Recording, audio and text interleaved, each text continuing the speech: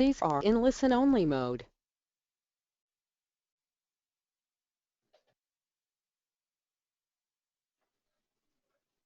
Selamat pagi kepada Bapak, Ibu, dan rekan-rekan sekalian di Philip Securities Indonesia. Selamat pagi dan selamat datang kembali di edisi Philip Morning Market Call, edisi hari ini hari Kamis tanggal 3 Maret 2016. Bersama kami tim riset di sini, hari ini kita akan membahas pembahasan mengenai indikasi IHSG dan juga pembahasan stock to watch. Kita langsung mulai dengan pembahasan indikasi IHSG di mana kami memperkirakan IHSG hari ini akan bergerak bullish moderat atau menguat terbatas dengan perkiraan support dan resisten di level 4.796 dan 4.861. Adapun penguatan dari minyak dunia yang kembali menguat sebesar 26 sen atau 0,76% sepanjang perdagangan semalam ini ke level 34,66 dolar per barrel. Ini memberikan sentimen yang cukup positif untuk baik di bursa global pada perdagangan semalam juga di bursa regional pada pembukaan pagi ini. Dan selain itu, investor juga ini tampaknya akan mencermati data China, khususnya data manufacturing China, Caixin, yang akan dirilis pada pagi ini yang diperkirakan akan naik tipis ke level 52,6 pada bulan Februari. Selanjutnya kita membahas stock to watch, di mana kami melihat ada 4 saham yang dapat diperhatikan hari ini. Yang pertama adalah PTBA atau Bukit Asam yang membukukan net income atau laba bersih ini naik 11% year on year sepanjang tahun 2015 menjadi 2,04 triliun. Yang kedua dari saham Wijaya Karya Beton atau Weton yang membukukan net income ini mengalami penurunan 47% year on year dari 323,7 miliar rupiah menjadi 171,8 miliar rupiah sepanjang 2015.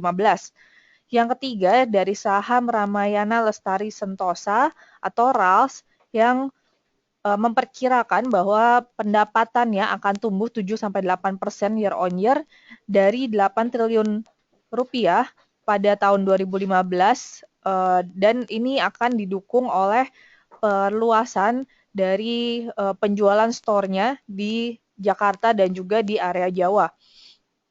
Dan terakhir ini dari saham Hanjaya Mandala Sampurna atau HMSP yang membukukan laba bersih ini naik tipis sebesar 1,8% dari 10,01 triliun menjadi 10,4 triliun rupiah. Baik, selanjutnya kami membuka sesi tanya jawab bagi Bapak Ibu yang memiliki pertanyaan dapat diketikkan di question box yang sudah tersedia.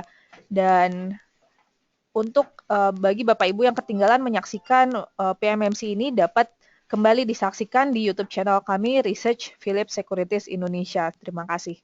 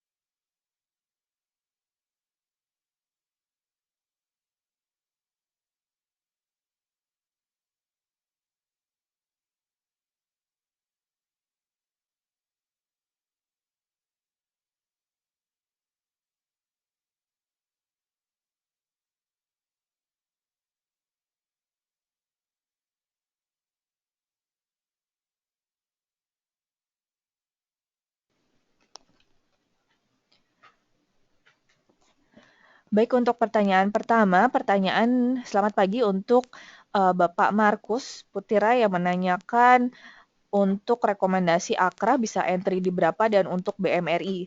Saya akan membahas dulu untuk saham BMRI-nya dan di sini kalau kita lihat Bank Mandiri saat ini pergerakan masih trennya masih cenderung sideways atau masih cenderung terjadi konsolidasi dengan kisaran support terdekat ini di level 9.200 dan resisten terdekat di level 9.650.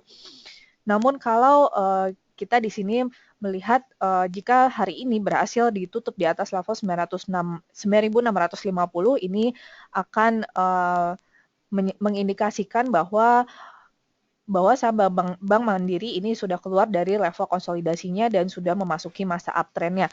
Dan kalau kita lihat dari sisi MACD juga di sini tampaknya sudah sedikit lagi akan mengalami golden cross, begitu juga dari sisi stokastik ini tampaknya sudah cukup menarik untuk masuk ke saham Bank Mandiri. Namun sekali lagi kami menyarankan sebaiknya jangan terlalu agresif untuk masuk ke saham Bank Mandiri dan sebaiknya menunggu sampai betul-betul terkonfirmasi untuk bullish uptrend-nya. Demikian, Pak.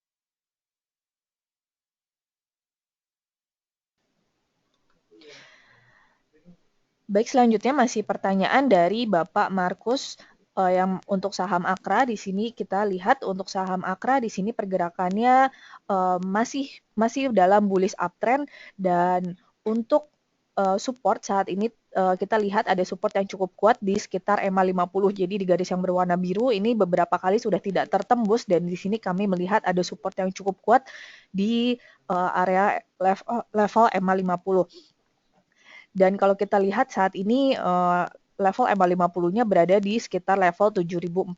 Jadi kami bisa merekomendasikan untuk masuk di jangka pendek ini bisa di level sekitar 7.400 sampai dengan 7.450 dan sementara untuk level target price terdekat saat ini di sekitar level 8.150 sampai dengan 8.175. Demikian, Pak.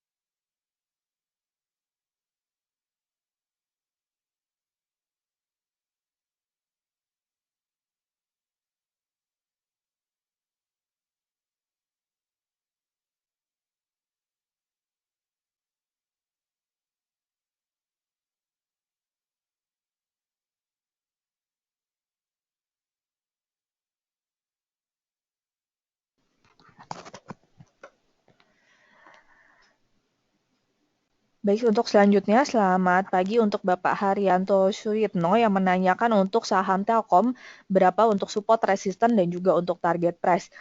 Untuk Telkom sendiri, Pak, di sini kita melihat dari sisi tren sendiri saat ini juga masih terlihat cukup sideways atau cenderung konsolidasi dengan support terdekat ini di level 3.175 dan level resisten berada di level 3.340 untuk jangka pendek.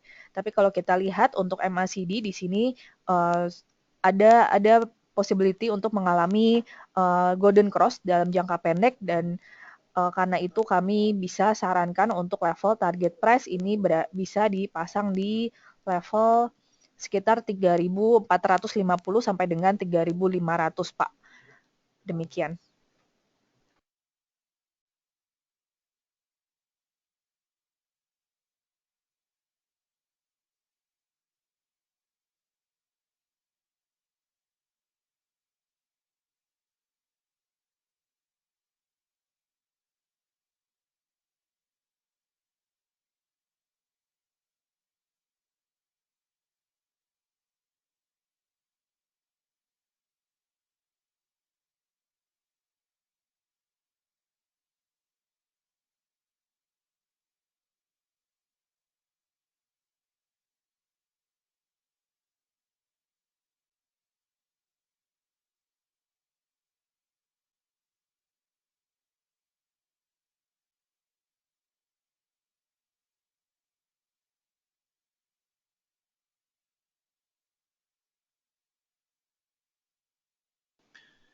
Baik, pertanyaan selanjutnya untuk Bapak Nugroho, tolong direview untuk Indofood. Terima kasih. Untuk Indofood, kelihatannya kita sudah ketinggalan kereta kalau ingin masuk sekarang, Mbak. Sebaiknya kalau memang untuk trading ya, untuk trading sebaiknya di buy on weakness saja di level 6850 ya, atau level support ya di sini. Kalau bisa, kalau dia turun lebih dalam lagi, kalau bisa kita ambil di level yang lebih rendah lagi, karena kalau kita lihat tren penguatan sebenarnya cukup kuat ya. Jadi kemungkinan kalau nantinya ada sentimen yang kurang bagus dari regional, kemungkinan besar Indofood ini akan cenderung profit taking, jadi akan cenderung terkonsolidasi dalam jangka pendek. Namun itu kalau regionalnya atau bursa regional kurang mendukung. Namun kalau kita lihat penguatan beberapa hari belakang ini memang penguatannya cukup solid, jadi ada kemungkinan besar bahwa kita tidak bisa mendapat di level harga segini. Dan kalau memang Bapak ingin berspekulasi, mungkin bisa dicoba di buy di level 7.000 ya. Ini sebenarnya bisa dibilang level support untuk psikologisnya. Ya, jadi level psikologis support di angka level 7.000 ini. Jadi kalau nanti 6.800 tidak dapat, bisa dicoba di spekulasi di level 7.000. Namun sifatnya spekulasi, Pak.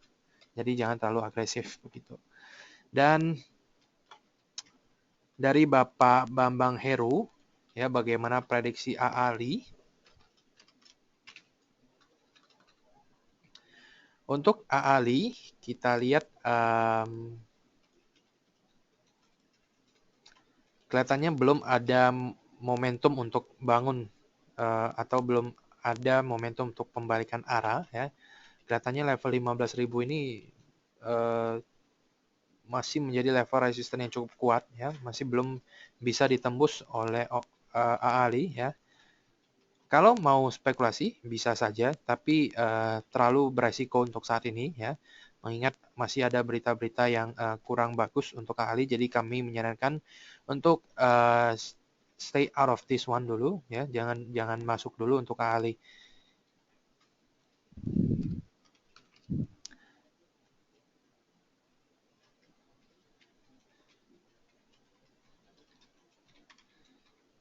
Dan untuk Aisyah ini pertanyaan dari Bapak Indra Teruna. Selamat pagi, Pak. Jika sudah punya Aisyah, apakah sebaiknya di hold atau dijual mengingat harganya mulai naik? Kalau Aisyah, level resistennya itu ada di 1.200. Ya, kemarin kita lihat harga penutupan tidak berhasil menembus level harga ini. Untuk rekomendasi apakah hold dulu atau dijual saja atau di take profit saja, sebaiknya ya kita tunggu dulu, kita lihat dulu hari ini pembukaannya bagaimana ya. Kalau memang pembukaannya cukup strong ya, bisa naik atau bisa menembus level 1.200, mungkin bisa di hold saja dulu. Namun kalau di pembukaan ya, di setengah 30 menit pertama pembukaan ada cenderung indikasi melemah atau cenderung indikasi profit taking, ya sebaiknya di profit taking saja dulu, namun jangan semua ya. Jadi profit taking setengah dulu. Nanti kalau sudah turun lagi di bawah level 1.100 baru kita mulai akumulasi lagi. Jadi trennya masih bullish ya. Di sini tren masih bullish, jadi jangan take profit untuk semuanya. Jadi kami hanya menyarankan untuk take profit parsial. Nanti kalau ada koreksi sedikit baru kita ambil lagi. Begitu, Pak.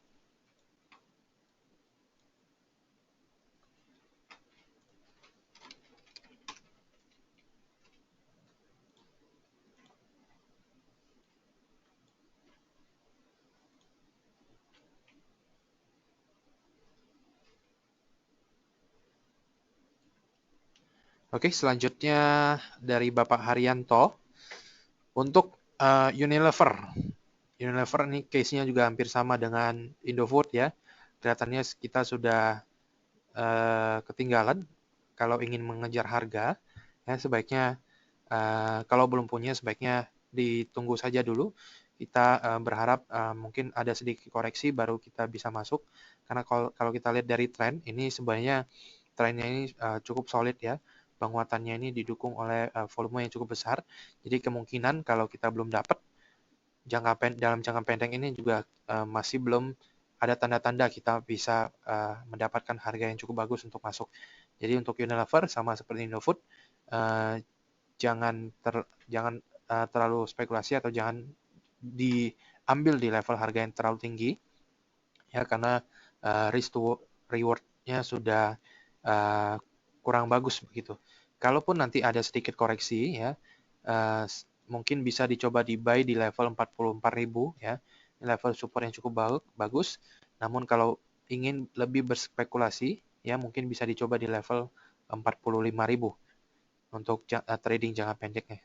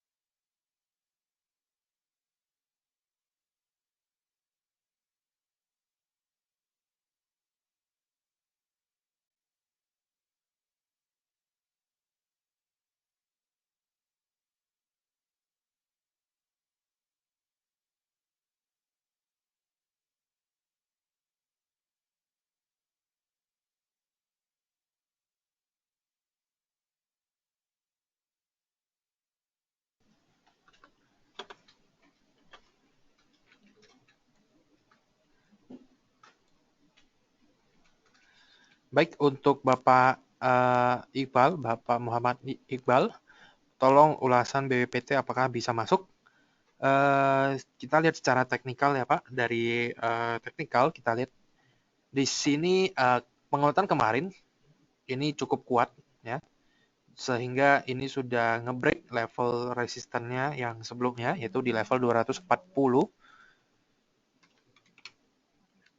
Dan kalau memang penguatan hari ini, kalau kita lihat ya dari sisi tren juga kelihatannya penguatan masih akan berlanjut ya. Jadi nanti kalau hari ini masih berlanjut, kemungkinan dia akan menguji level resisten selanjutnya yaitu di level 250 ya.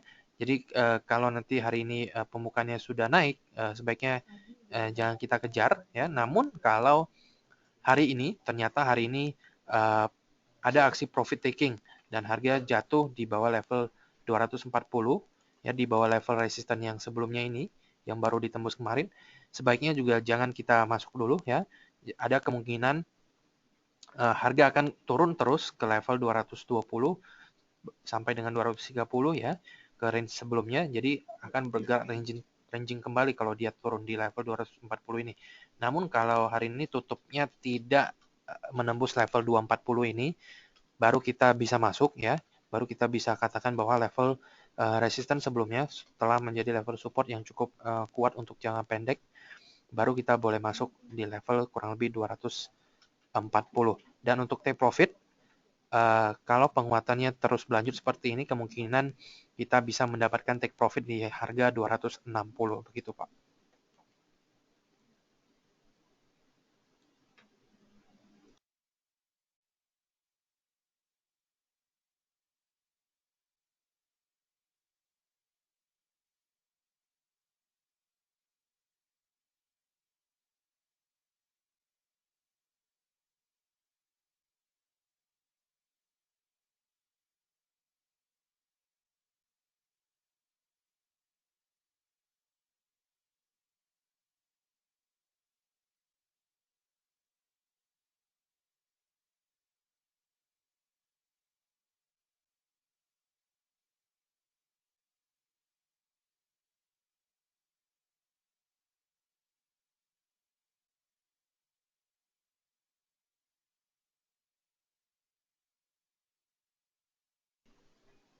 Oke, selanjutnya pertanyaan dari Bapak Handra Eng. Untuk KF dan SMGR. Untuk KF Kimia Farma akan saya jawab dulu, dan untuk SMGR, oke, yang pertama untuk KF dulu ya, Kimia Farma. Di sini kalau kita lihat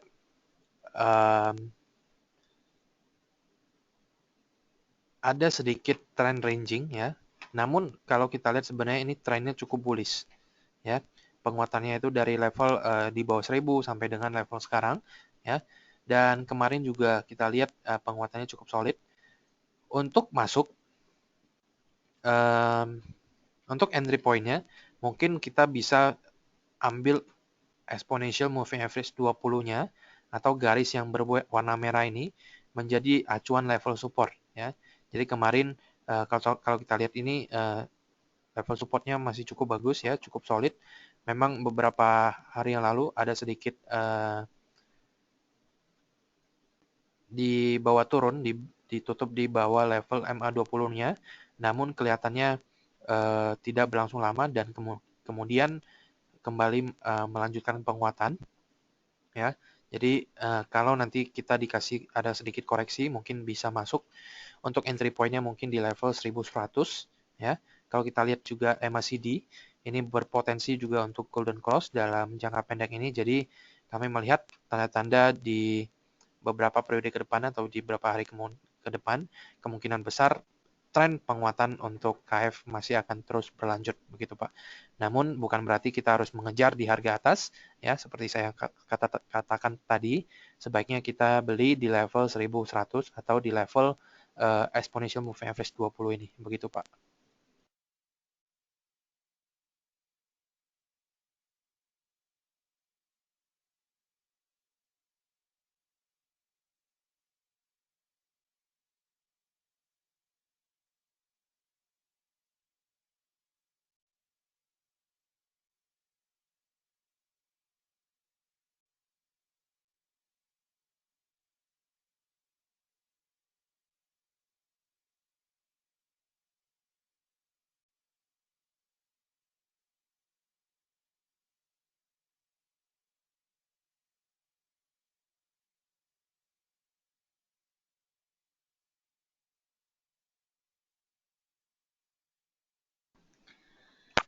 Baik, selamat pagi. Pertanyaan selanjutnya dari Ibu Merisa Rusli untuk PTBA.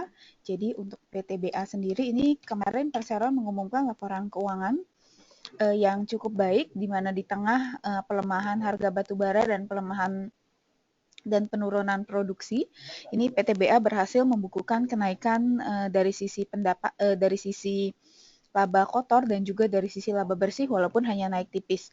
Untuk PTBA sendiri kami melihat bahwa momen kenaikan perseroan ini bisa berlanjut, ini berhubung juga newsnya atau berita kenaikan laba ini masih mendukung dari PTBA. Saran kami untuk PTA ini bisa masuk di level 5.500 untuk PTBA. Kita juga melihat bahwa PI-nya saat ini juga masih rendah di sekitar 6 kali untuk PTBA. Sementara target price untuk PTBA sendiri ini kami lihat secara teknikal ini di level Rp6.000. Selanjutnya ini pertanyaan dari Bapak Ipong untuk saham PTPP di jangka pendek. Jadi untuk saham konstruksi memang beberapa hari terakhir ini mengalami koreksi, tidak terkecuali PTPP. Ada beberapa alasan, memang secara keseluruhan perusahaan-perusahaan konstruksi sendiri saat ini bahwa pemerintah memiliki rencana untuk membentuk holding dari perusahaan konstruksi. Sehingga rencana ini direspon cukup negatif sebenarnya kepada para pelaku pasar, ini meresponnya cukup negatif. Mengapa? Karena saat ini sendiri BUMN konstruksi ini mereka sudah memiliki bisnis yang cukup beragam, cukup kompleks, dan jika nantinya dibentuk holding ini tentunya akan mempersulit proses dari penyatuan dari perusahaan-perusahaan konstruksi BUMN. Untuk PTPP sendiri, ini kami lihat bahwa saat ini trennya masih sideways untuk PTPP. Jika memang ingin membeli untuk PTPP, ini kami lihat harga yang cukup baik itu di level sekitar 3.640 sampai 3.670 untuk PTPP. Untuk perusahaan konstruksi sendiri memang kelihatannya saat ini untuk pendorong naiknya itu hanya laporan keuangan, sedangkan PTPP sendiri belum mengumumkan. Jadi memang untuk momen kenaikannya ini terbatas, tapi kita bisa buy on weakness untuk PTPP. Selanjutnya ada pertanyaan dari Bapak Mas Agus Soni untuk BMTR. Jadi mengapa mengalami kenaikan terus-menerus dan padahal fundamentalnya kurang baik. Untuk BMTR sendiri hingga saat ini kami belum memperoleh berita, Pak, mengapa mengalami kenaikan terus-menerus. Kalau kita lihat BMTR juga biasanya kenaikannya juga diikuti dengan grup MNC lainnya, ini seperti MNCN kalau kita lihat juga mengalami kenaikan yang terus-menerus. Jadi untuk sementara ini kami belum memiliki berita sama sekali untuk BMTR. Selanjutnya untuk pertanyaan dari Bapak Joni Sianturi untuk saham Wika. Ini apakah saham Wika, bagaimana saham Wika dan apakah saham di industri konstruksi ini kurang baik? Jadi untuk konstruksi, memang seperti tadi saya sampaikan bahwa salah satu penyebabnya itu adalah adanya rencana pembentukan holding BUMN. Selain itu juga kalau kita lihat kontrak di awal tahun ini untuk Wika sendiri memang kurang begitu baik pencapaiannya dibandingkan awal tahun lalu, sehingga saham Wika sendiri ini mengalami penurunan terus-menerus.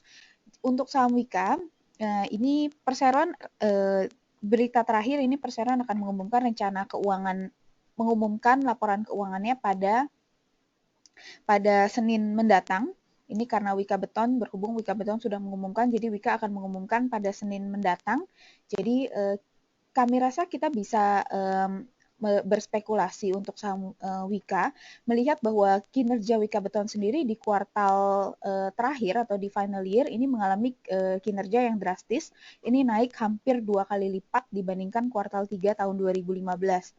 Jadi untuk saham Wika sendiri, jika Bapak Ibu ingin berspekulasi, tapi saran kami tidak terlalu banyak, ini karena harganya juga saat ini sudah cukup murah untuk Wika, ini kami melihat bahwa Bapak Ibu bisa membeli saham Wika ini di level sekitar 2.400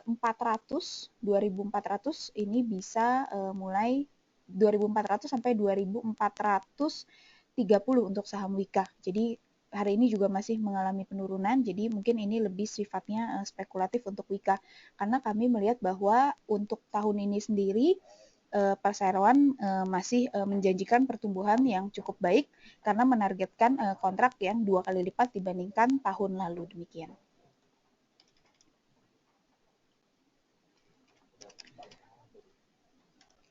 Berikutnya adalah saham CTRA. Ini pertanyaan dari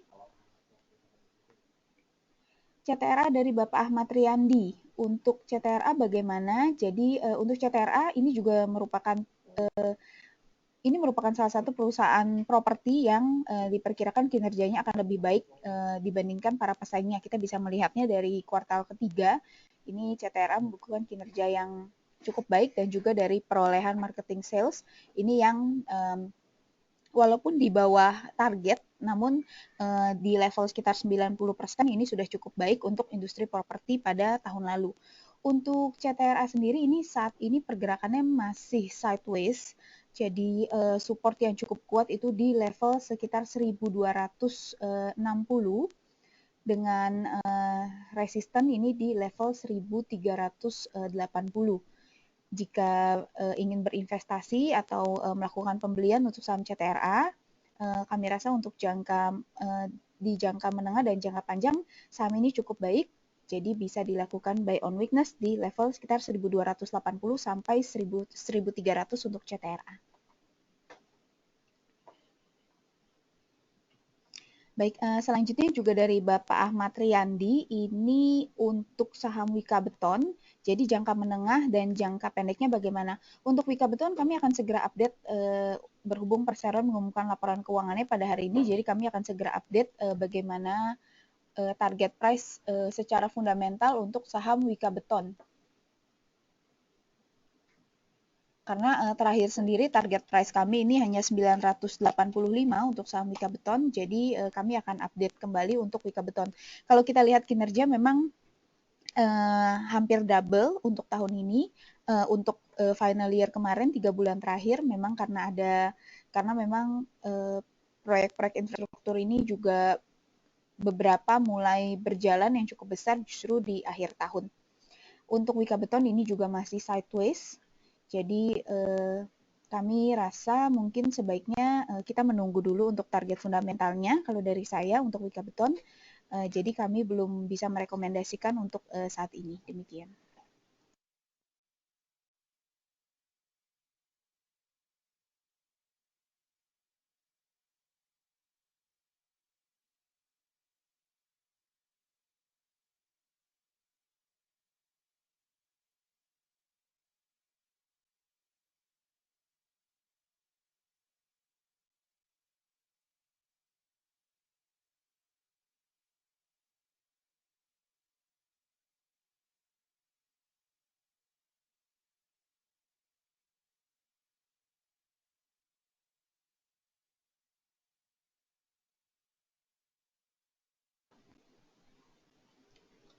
Pertanyaan yang terakhir ini pertanyaan dari Bapak Handra Eng ini yang menanyakan untuk saham SMGR.